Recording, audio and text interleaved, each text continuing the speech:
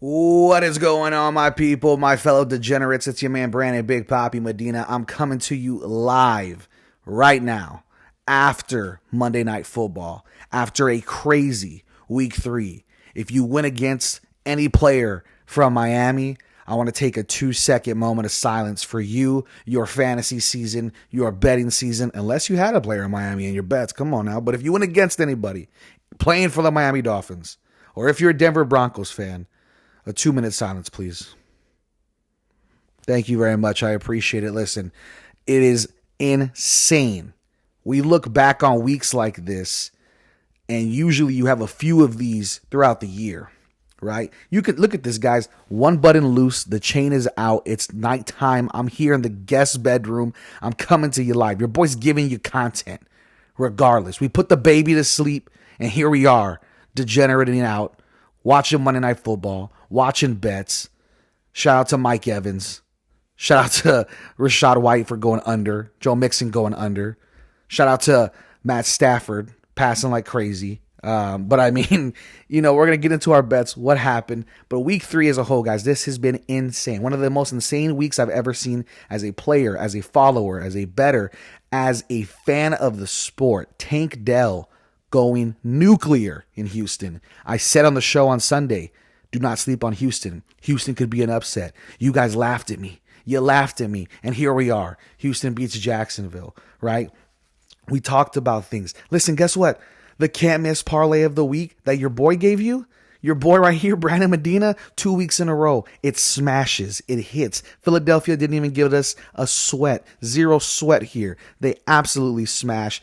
The can't miss parlay hits. That was the Philadelphia Eagles money line. That was the Patriots money line, and I believe there was another one there. I got to see exactly what it was, but I know the can't miss parlay, all we were waiting for, actually, I apologize, it was Detroit. I know it was Detroit in there. Detroit, Cleveland, and Philadelphia. Listen, guys, a lot of football happening. My mind's all over the place. It's late at night. I'm here giving you content, making sure we're good to go for the Fantasy Gods Extra Point. So thank you for tuning in.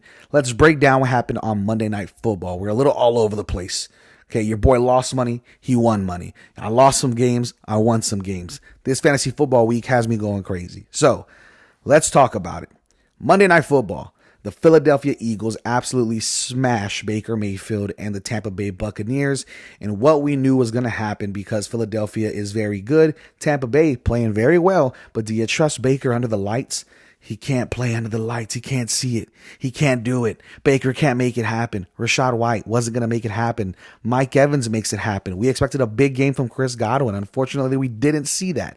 Mike Evans was very quiet until the fourth quarter. So it was a wild game script, but I will say this. I have to admit when your boy is wrong. Okay? Your boy is not wrong a lot, but I have to admit when I am. And DeAndre Swift, you have my full attention, my undivided attention. You have my full apologies, sir. Good sir, Mr. Swift. I apologize. He is a man amongst men. Absolutely dominant performance again against Tampa Bay. Very much like what we saw against Minnesota. This is a team that is looking for a number one running back. They said they were going to ride the hot hand. He is the hottest of hands in the league right now. I mean, absolutely massive production for DeAndre Swift in this game. Like I said, also, the game script was a little odd, but guess what? Hey, welcome to the party, A.J. Brown. Welcome. We've been waiting, baby. We've been waiting. Welcome to the party, dog. Oh my goodness.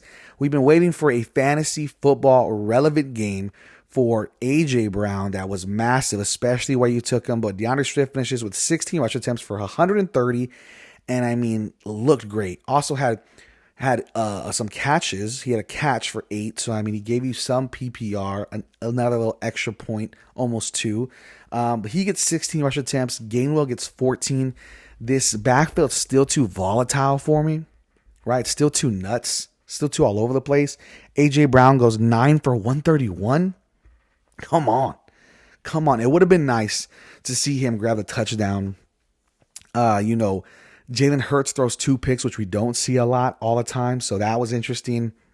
The Eagles are just so good defensively, and they are so sound offensively to figure things out. So I think it made sense. And then, of course, like I said, you have over here on the Tampa Bay side, you got Mike Evans, 5 for 16, a touchdown. Guys, we got to give this man his flowers. Mike Evans is having himself another great year. At his age, he is outproducing every single thing we thought he would. You got him late. I had him as my wide receiver 4, wide receiver 5 if I went wide receiver heavy. It is absolutely stunning to see a guy like this. And this is what happens with star power every year. Derrick Henry has to slow down. Devontae Adams has to slow down. Eventually, these guys are going to slow down. Eventually, yes. Eventually, it's not weeks 1, 2, or 3. Mike Evans is looking incredible right now for fantasy football. You need to make sure he's locked in. He's a lineup starter now. He's a lineup lock. Honestly. Truly. I don't know who you have on your team. Get Mike Evans in there somehow, some way. And if not, you don't want to keep missing out on big games on the bench. Look for trade value. Can you trade him and another big asset for someone maybe bigger at a running back, at quarterback, especially if you got Justin Fields? We're going to get into that in a little bit too. But let's talk a little bit about what we saw with the Rams and Bengals. Oh my God. A snooze show. Snooze fest. I mean, I was at a great bar here in San Antonio, who might be a sponsor coming up soon, hopefully. But I was at a great bar here in San Antonio, and guys, what was it, 6-3 in the half, something like that? Oh, it was awful. And I have friends who are Bengals and Rams fans, and here I am trying to be supportive. I think it finished 6-6 going into half. It's disgusting, guys. It's gross. I hope you took the under. But with that, the Rams go to 1-2. Bengals go to 1-2. Stafford throws for 269 and a touchdown. He surpasses his prop bet, which I did take. You had Williams, our boy Kyron Williams, did not look great in this game at all. Just couldn't get it figured out. Tutu Atwell gets a touchdown, 4 for 50 and a touchdown. Great game there. Our boy Puka Nacua. I made a Christmas carol for this man in the last show. If you didn't see it, go follow me at Big Poppy Brandon M. You do not want to miss it. It was hilarious. But I'm making Christmas carols because he's a gift that keeps giving. I'm in the jolly spirit because of Puka Nacua. And for some reason, still has 5 for 72. And I feel like it wasn't enough. I feel like something's missing because we're used to just these crazy games from him. He is already establishing himself as the guy for the Rams for the foreseeable future, right? You have Cooper Kupp. When he comes back, Puka Nacua is not going to disappear. Puka Nacua will be involved. Tyler Higbee, big game for Tyler Higbee. He also was very involved for this game. So if you had Tyler Higbee, hey, congrats. 5 for 71, had the 5 targets, caught every single one of them. And on the Bengals side, Joe Burrow goes and he plays. He plays through his calf strain. And here is what I want to talk about with Joe Burrow. Did he look bad? I didn't think so. He didn't look great, right? He could not get it figured out. The offense couldn't get it figured out. Throws an interception, no touchdowns there. Obviously, could not rush for anything. And I think that was part of the plan. Just kind of quick passes, quick dump offs. Don't let the guy get hurt. But Joe Burrow, his line popped up on Underdog Fantasy at, I believe, 259.5. He throws for 259. Disgusting. Puka Nacua, his reception line was set at 5.5. I took that. All my friends took that. Yeah, he's been getting that all the time. Way past that. 5.5. Are you kidding me? What do you know, Vegas, that I don't know? Clearly a lot. Clearly a lot, people. Clearly a lot. 5. He gets 5 receptions. We needed 6. This is just part of the prop betting process, guys. I apologize. You know what I mean? This is just part of the process. However, I do think this week has been a fun one, man. Like I said, the Bengals did not look good, but hey, you know who did?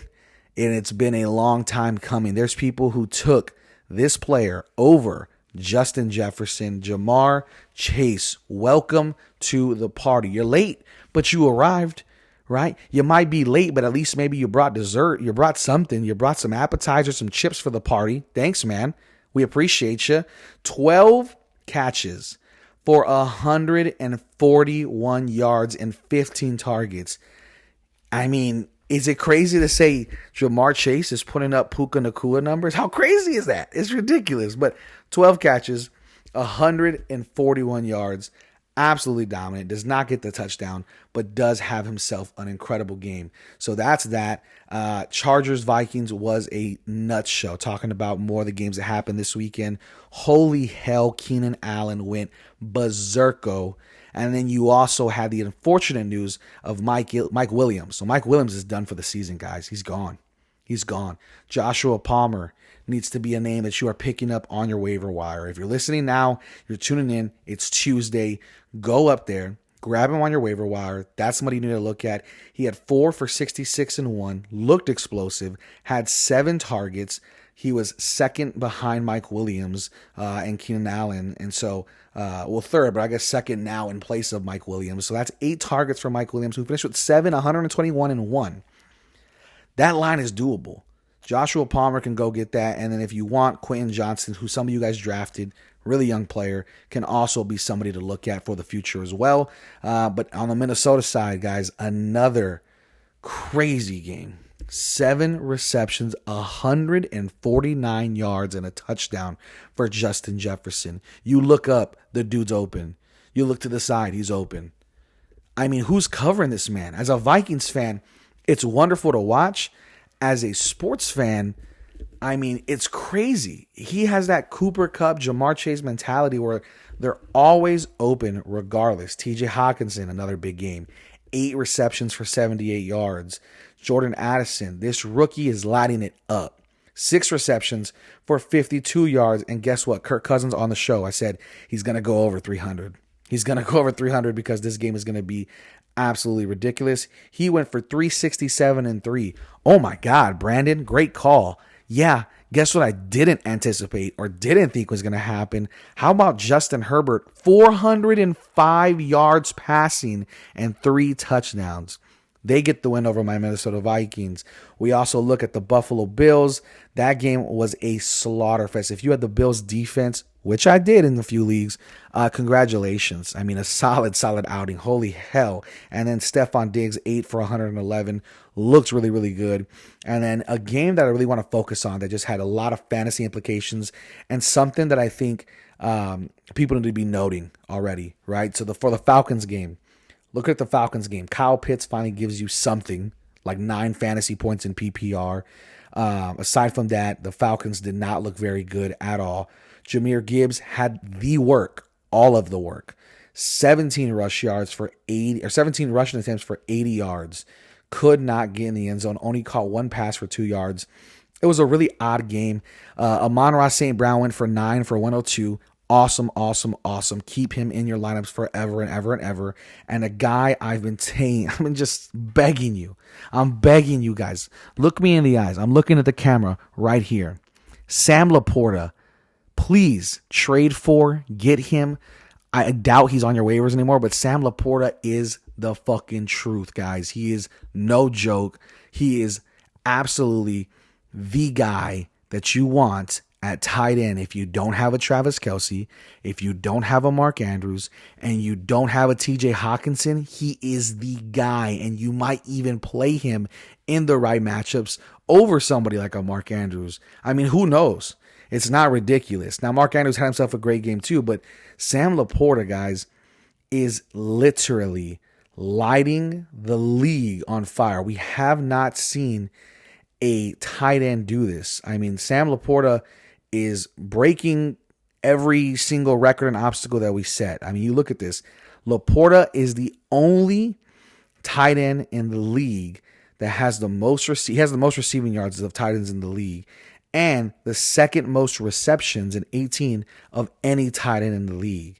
I mean, he is crazy. And right now, he has finished second all time for yards for a rookie tight end as far as in the first few weeks. I mean, he's looking on pace to shatter the rookie receptions rate of 102 receptions too. So, I mean, we're talking breaking records right now, right? He's season long. We're looking at not only the receptions he might break, like I said, all-time rookie yards.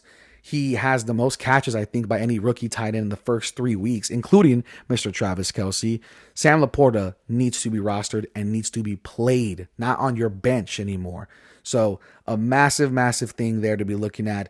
Again, another one we got to talk about, guys, before we get into the mess of what's upcoming for the rest of the week.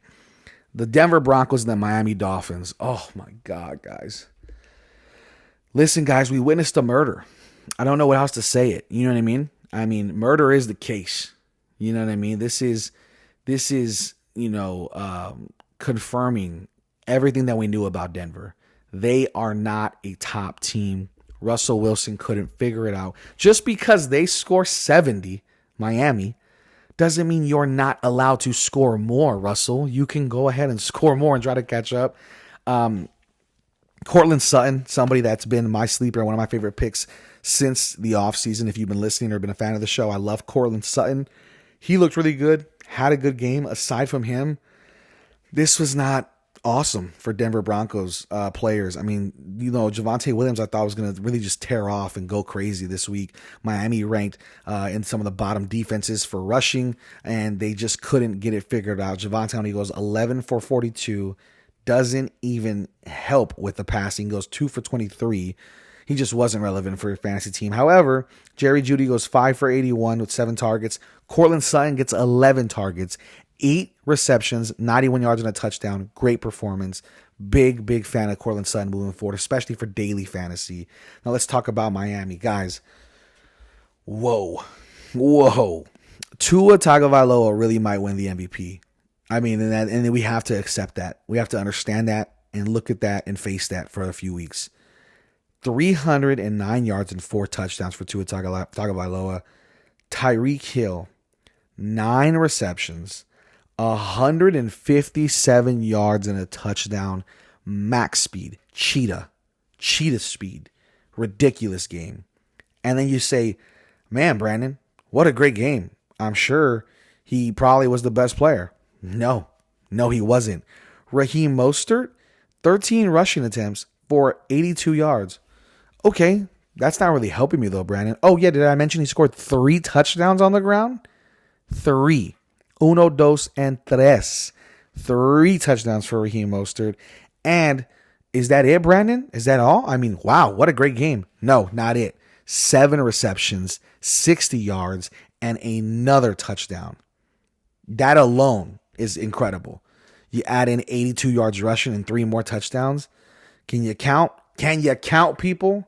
5 touchdowns. Raheem Mostert, a guy you took extremely late in your fantasy football drafts. And if you did, you probably are looking incredible. If you had Justin Jefferson, if you took Mike Evans, if you picked up Sam Laporta or drafted him late like I told you to, holy hell, are you looking incredible. You might be 3-0, guys. And that's not being dramatic. And then you look at, okay, wow, Mostert, Hill, guys, Brandon, that has to be it. I mean, what a great game. But how do you get 70 points? Well, you add in Devon Achane, the rookie who we've been looking for, hoping for, waiting for, coming out of Missouri City, Texas. You look at Devon Achane, 18 rushing attempts, 203 yards on the ground, people, and 2 touchdowns. Let that sink in. Holy hell. Devon Achane, a guy who was doing nothing, who this game, I think I saw only like 0.6 fantasy players play Devon Achane. Like something crazy. Maybe it was 6% or 0.6, but it was ridiculously low. I mean, Devon Achane is no joke. And I want to say, actually, it's Achane, Devon Achane. I think that Adam Scheffler had said something about that. But regardless of his name, my boy Devon, we're on a first name basis. I mean, just is unreal. Unreal. Any Miami player, if you played any Miami player, my thoughts and condolences are with your family, with your team, with your fantasy football outlook at this time, because it was not looking good. So here's where we're going to go from this, guys. We like to make this show a quick one, about 25 minutes to 30 minutes. So for the next 5 minutes or so, moving forward, I want to talk about a few things. Let's talk about What should you be doing moving forward? Well, here's the thing. Let's talk about betting opportunities first, okay?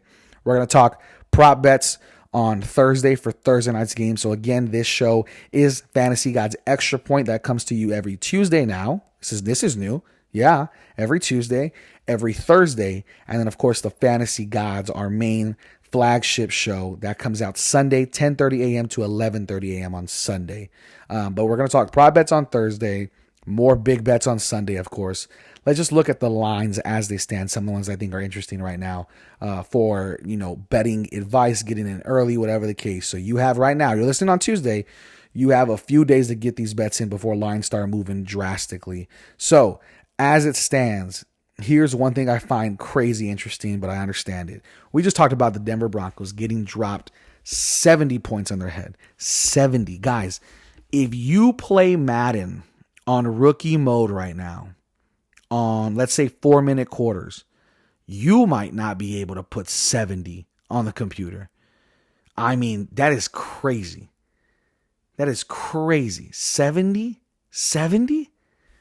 Wow. Mr. Unlimited Russell Wilson was very limited. Let me tell you that. So the Denver Broncos face the Chicago Bears, right? 12 o'clock game. Okay, cool, Brandon. Why are you bringing up Denver again? They just got smacked. Well, here's the interesting part. The Denver Broncos are playing Chicago in Chicago at Soldier Field and are the favorites. Are a 3.5 point favorites. Okay, Brandon. So you're telling me to take Chicago? Absolutely not. Chicago lost 10-41 to the Kansas City Chiefs. And let's just say this, Justin Fields has ruined me for fantasy. I have so much Justin Fields stock, and it's time to start pivoting. I'm looking at the Geno Smiths, the Jordan Loves, the Baker Mayfields to move in front of Justin Fields when it comes to certain, defenses and certain playing matchups. I mean, Justin Fields went 99 for a touchdown, and then went for 47 yards on the ground. DJ Moore gets a touchdown, saves his ass. 3 receptions, 41 yards and a touchdown. Nothing. Kansas City Chiefs get the Taylor Swift rub, right? That could go two ways, that rub. But Travis Kelce scores a touchdown, does what Travis Kelce does. But, I mean, Denver Broncos and Chicago, this feels like a trap game. It feels like a trap game. I'm going to go ahead and I'm going to take Denver on the spread. I don't know how they lose unless the Chicago Bears figure it out. I think the Chicago Bears are like, what is it, guys? I mean, for Chicago Bears fans, please chime in the comments or hit me up on Twitter at Big Poppy Brennan M. Is it 13 games in a row or some ridiculous number that you guys have lost? It is awful times to be a Chicago Bears fan. Like I said, if you're a Chicago Bears fan, you might as well just watch the end of baseball until October. This is not what you want to be watching right now. It's disgusting to watch. And it's unfortunate because Justin Fields is on a lot of my rosters and was one of my favorite players coming into this season. And the other one I like a lot, guys, check this out. The New England Patriots against the Dallas Cowboys. The Dallas Cowboys. Oh, you thought you were escaping this episode? You thought you were going to escape this episode without us talking about the Cowboys shenanigans? About the Cowboys just getting absolutely butt kicked, ass whipped all around Arizona. The Cardinals, the worst team in football, what many consider the worst team in football, kicked the hell out of the Cowboys. The score was only 28-16. I swear to you, it looked a lot worse on TV. It looked a lot worse. You could have convinced me they won 35-16. You could have convinced me they were up, 2 scores. I mean, they really, really did not look good. And I think this is not a Dallas Cowboys hate conversation. Dak Prescott, 249, a touchdown, an interception in the end zone. That was nasty. It was an awful, awful, awful throw. 3 players on one, and he tosses that ball. But then you have Tony Pollard, guys, massive. 23 rush attempts, 122 yards, looked great, and he got 3 receptions. -1 yards, but those receptions were still money, still great value for your fantasy football team. Michael Gallup, Michael Gallup was galloping all over the place too. 6 receptions and 92 yards. CeeDee Lamb comes in at 4 for 53, which was not awesome. But guys, James Conner, I was so high on. He was a sleeper for me, one of my favorite picks this year in the offseason. James Conner is matchup proof. He proved it against Dallas. He is matchup proof. Start James Conner against anybody. The Jets, the Bills, the Cowboys, the Commanders, against whoever. I mean, the Steelers, especially the Steelers, but anybody. Think of a defense that maybe you hold highly in regards. Start James Conner. He goes 14 for 98 and a touchdown. He also gets 2 catches for 18. And then, listen, Hollywood Brown also figuring it out. 5 for 61 and a touchdown. And I really want to focus on Joshua Dobbs, guys. Joshua Dobbs, who looks odd. You would never expect this guy as a baller like this. He is on TikTok and kind of vlogs his career and life, and that's really cool. But the guy looks humble. He's getting the opportunity, and he is running with it. If I'm a Jets fan, right, which I'm not, but I'm a Jets fan, I'm keeping track and I'm noticing things. And guess what? If Kyler Murray comes back soon, go grab yourself some Joshua Dobbs. I do like that. I think the Cardinals just hit it on the nail, man. He looks incredible. Rushing, passing looks really, really solid. I'm not saying the dude's an all-pro. I'm saying the dude is really, really good enough to win you some football games. And then, so looking at this week, the big week that I think is going to be interesting, like I said, we're focusing on the Cowboys. The Cowboys are -7 against the Patriots. They are playing at home in Jerry World. -7 against the Patriots is a lot of points. I think they probably cover. I'm not going to take it. And if I do bet on this, I promise you I'm betting the Patriots +7 rather than the Cowboys -7. The Patriots are not great offensively, but they are always good defensively. Dak Prescott did not impress me with his decision making. Tony Pollard looks awesome, but the defense of Bill Belichick and the New England Patriots always is ready to play. So I do like that one as well. The other one that I like, that I really, really like, is the Chiefs are only -9.5 favorites against the Jets. That's going to be interesting because I do think the Chiefs probably smack the hell out of the Jets. And then finally, the one that has caught my eye out the gate immediately, Buffalo versus Miami. Buffalo versus Miami.